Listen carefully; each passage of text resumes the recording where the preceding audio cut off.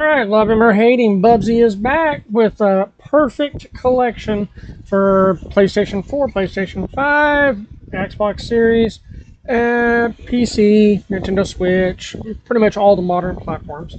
Now, before we get too far into this, Limited Run Games is behind this, so however you feel about Limited Run Games, you may want to keep that in mind. Atari is publishing it, so the prices are more economical, especially for the standard edition, which is basically just the games and the digital extras that are included, such as comics, artwork, interviews, things like that. Now, of course, Limited Run Games is behind this, so there's going to be a deluxe and there's going to be a whatever they're calling it, an impossible PAW edition. Now, the deluxe edition adds in keychain, some deluxe boxes, two-sided poster, a one-disc soundtrack, and a deluxe box. Now, if you want to up that deluxe is $70. Standard is $35. If you want the Impossible edition, that's $150. But for $150, you're getting not everything. You're getting basically everything that's included in the deluxe edition, but extra keychains. Looks like some kind of spinning yarn ball, a hardcover art and design book, and a certificate of authentication. Yeah, I mean, it's pretty much the same stuff, but you're also getting a few extra things, a gold keychain and a low poly Bubsy 3D figure. Now, is that stuff worth the extra, what, 80, excuse me, 80, I think it's $80? That's up to you.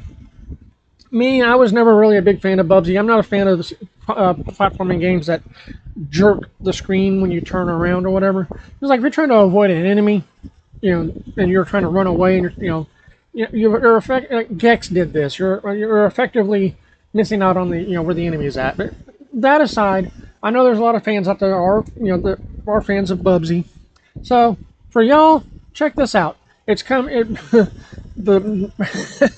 You're getting 5 games across 8 platforms if you count the Super Famicom and the Super Nintendo separate.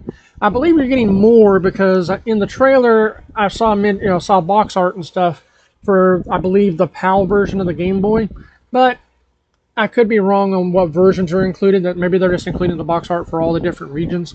Now, the games included are Bubsy Claws Encounters of the Furred Kind, which was the first game, came out on Super Nintendo, Sega Genesis. Bubsy 2 came out on Super Nintendo, Sega Genesis, and Nintendo Game Boy. Bubsy and Fractured Furry Tales came out on the Atari Jaguar. It is nice to see these collections are finally giving some love to the Atari Jaguar, which did have a lot of entries for some classic games. And it's often ignored, and I don't understand why. Finally, Bubsy 3D. This is the one that a lot of fans probably checked out on because of the horrible controls. Kind of crappy graphics, but I mean, it was new 3D back then. PlayStation was still humming along. I mean, we're talking, developers are still trying to get used to the 3D aspect, how to figure things out, like 3D control, 3D platformers, the whole jumping.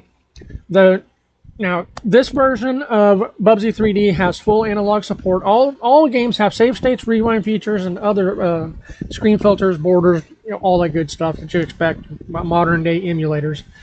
Now, it launches on September 9th, so if you want to get in on it, I'll have links below in the description for you to get in the physical edition or add it to your wish list for digital.